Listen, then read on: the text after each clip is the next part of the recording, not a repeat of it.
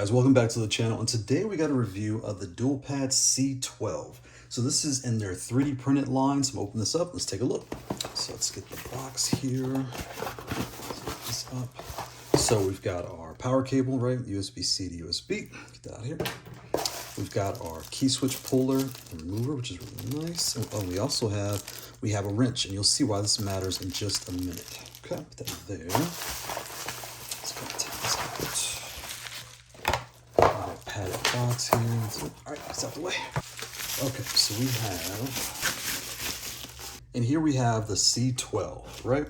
So here, this is a 3D printed device. So it's 3D printed all around the casing with the power on the top, right? And it has the rubber grip already applied, which is kind of nice that we don't have to worry about that. So it's very grippy and sticks to your legs. That's really nice. And then you have an acrylic top. So I'm gonna pop this out of here. There's screws all along, and that's where this wrench comes into play. So you use that wrench to take all the screws out, and you could take this top off and replace the artwork however you see fit. And then you put it all back in and screw it back together. So holding the device and feeling it, what's special about this, right? So if you're in the market for a 3D printed controller, or really for a smaller / medium-sized pad, this has a lot of weight, and that's a good thing. So a lot of these 3D printed pads, they are very light, because I mean, obviously it's 3D printed plastic, right? So it feels airy, if that makes sense, because it's not a lot of weight, it's not very dense, so it's just a light product. Whereas this, as soon as I took it out, I was like, is there metal here? It feels like there's a metal plate on the bottom that gives it weight. And when I put this, as small as this on my lap, it didn't slide anywhere, of course, with the grip. When I play on the desk, even just carrying it, it feels like a polished product. It feels, you know, good, durable, everything feels fine. It's just, it feels weighted. I kind of like that. You have all your buttons here, so you know, your home and your start here. So you plug it in, press home and start to activate. You have your screens, you can customize all that. All your buttons are the standard smalls and one large, so you can customize that. So on this device, I did not need to change the artwork. It actually came with the design that I like. I like the more violent ninja samurai type thing. So it kind of came out the box like that. And I left this one stock. I really like that. But again, I like the acrylic top. I like that I can just switch it out to wherever I want. And it's really like a personalized 3D printed controller, so that's kind of cool. Those that watch my channel know we do the paper test. So what is a paper test? Here's where you take a standard piece of American printer paper. I believe it's 8.5 by 11. For this controller, we're gonna fold it down in half, and we'll put this right on top here, right? So let's get our adapter. So it's roughly the sheet of paper and a silver adapter in height. As far as width, I mean, it's basically, you don't even need this. When it comes to width, it's the exact same width as a piece of paper. So why would you do this?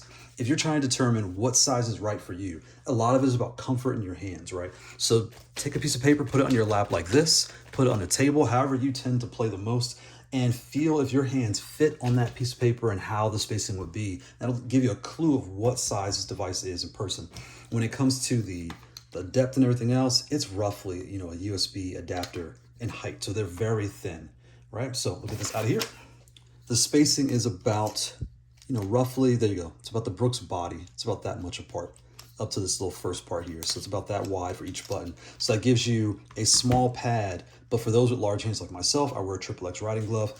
It's not cramped. I can kind of spread my fingers apart across the board, right? So that's that. Let's go ahead and talk about how you connect to this thing. So I'm gonna put this here. So let's show you how you connect your device to a PS5 or Xbox. So for Xbox, we have the Brooks, the Wingman XB2. Don't buy this, it no longer works. We also have the Magic X. This works for Xbox, so this is what you use for that. When it comes to PlayStation 5, we have the Brooks adapter here, the classic white adapter. This is the FGC, Wingman FGC here. That works. We have the Mayflash, right? So the Mayflash Magic S Ultimate.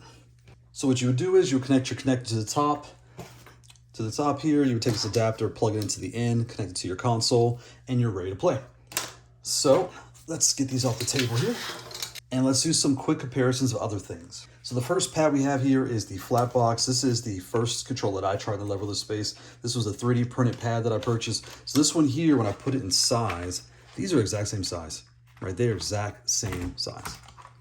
In the end, they are essentially the same device, right? Where this is updated and has a screen. It has more polished buttons compared to the 3D printed controller here with these, you know, clickable pads. This is more polished. Again, the screen. The keycaps are exact same size, smalls all across and one large on the bottom. These do come with the version 2 switches, not the V1, so that's an upgrade from the 3D printed.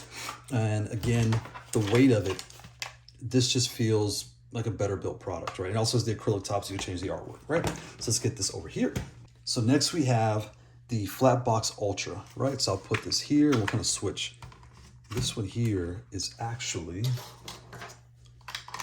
about roughly 1.5 adapters wider than the Ultra. So looking at these two here, you can kind of see what's different is this device here has the extra L3 on the left and the R3 on the bottom. Everything else is essentially the same, right? When you look at the button layout, they fit exactly the same. It just has an extra button here and here on the Flatbox Ultra. So this, I guess, would be their medium sized, and this would be their new small. You would not look at this anymore. You would look at this one here, right? Let's put that there. Next, we have our large. This is the Fightbox B1, right? So this is my second large leverage controller that I purchased, right? So this one here, you can see this is thinner. This is almost twice as thick compared to this one. The C12 is very thin, right? And standard across all these. When it comes to button layout, that's where you start to notice. So what you're seeing is, let's see if I can get that on camera there. The button layout is essentially the same, but these have a bigger keycap. So it's really, you get the same spacing, just smaller keycaps and a large on the bottom that's equivalent to these.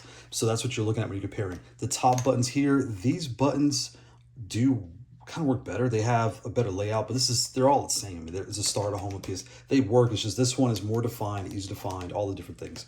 So if you're looking at that, this is your small, this is your medium, and this is your large. And hopefully they make this in the same layout as this one, and then you'll have a nice weighted medium device that fits the same type of layout.